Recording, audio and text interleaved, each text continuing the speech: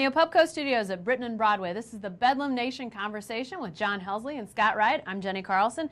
Guys, let's talk about all things OU and OSU. Let's start with free agents coming out of this NFL draft. Some guys that didn't get picked up, John, from OU that are now free agents. Talk a little bit about who got picked up where. Well, center John Cooper is going to the Minnesota Vikings and may actually have a chance to maybe have a good chance of sticking on with those guys. They've got some issues at center. Maybe some openings there for him. Lindy Holmes is going to the Washington Redskins. Another guy who's very versatile. He's played corner. He's played safety. He's a guy that maybe would have a chance to stick. Could be a good special teams player. Quentin Chaney going to the St. Louis Rams, who need wide receivers. They've lost Torrey Holt. They've lost Isaac Bruce a couple years ago. This is a team that really needs wide receivers. You know, he's a guy who was always kind of overlooked at Oklahoma or in the background until really needed and played well. Maybe it's another situation for him. I thought Arizona should have picked him up. He always seemed to play well in the desert, but St. Louis gets him instead. And Scott, some Cowboys that got picked up as well as free agents. Yeah, you know, the one that everybody expected to get a free agent deal was Matt Fodge. He's going to Tampa Bay. He really had a lot of teams to choose from that were looking to bring in an extra punter and see what they've got. You know, Tampa Bay would be an interesting situation. They do have a 10-year veteran in Josh Bidwell there, so it's you know, nobody's carrying a backup punter, I don't think, at this point on the 53-man roster. But even if it doesn't work out in minicamp, he'll get another chance somewhere. And he's a guy, obviously the Ray Guy winner. I think he'll get a chance to probably to make an NFL roster somewhere. Ricky Price got on with Kansas City. He's going to go to their rookie minicamp.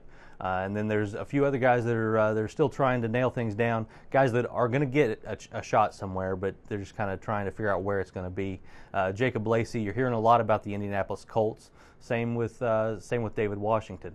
Obviously, they've got Charlie Johnson from a couple of years back up there. Both of those guys are looking there, as well as some other places. Steve Denning could be another guy, a versatile guy who could get a look somewhere as well. Now that the 2009 draft is over and the ink is maybe dried on most of these guys' names in the books, it's time to look ahead to 2010. So there are even some mock drafts out there, John, that you've seen involving a lot of Sooners and Cowboys. Talk about the Sooners, and where is this mock draft? It's on SI.com. I saw it today. Really, guy had a lot of fun with it. Had some trades involved. He had the St. Louis Rams trading up. Lions are still the worst team in football next year, according to SI.com, but trading up because they don't need a quarterback anymore to get Sam Bradford.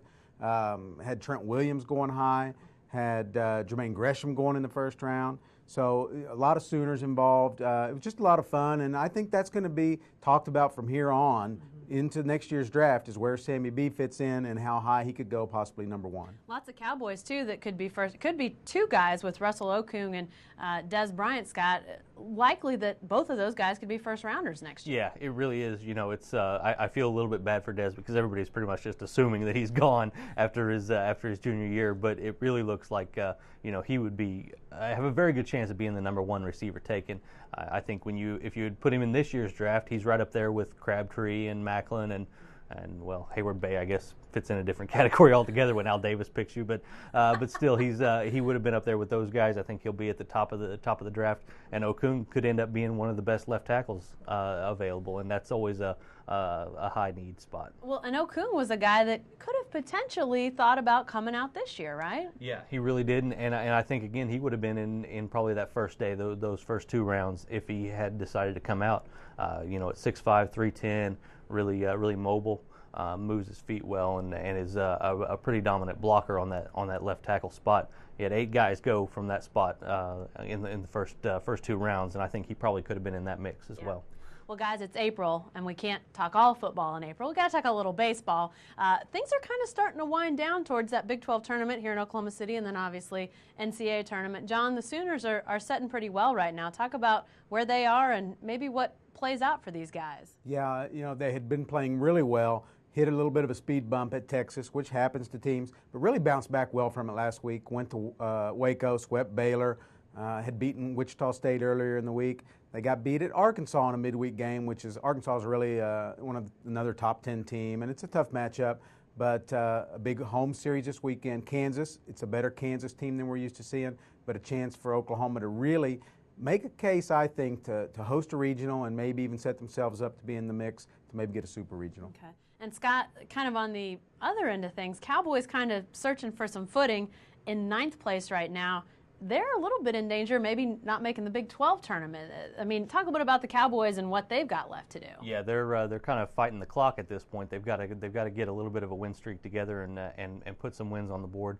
Obviously, Bedlam coming up, which you never know what's going to happen there. They've got a big series at Texas Tech later on down the road that could end up being for maybe that 8th spot even in the Big 12 tournament. So you never know what's going to happen there. But they're a team that has been really kind of inconsistent, looking for some consistency. They've got the talent to put together the wins that they need. It's just a matter of getting it done. Always tough to go to Tech and try to get wins. That's a tough place to play. They got the hecklers out there. Always make things difficult.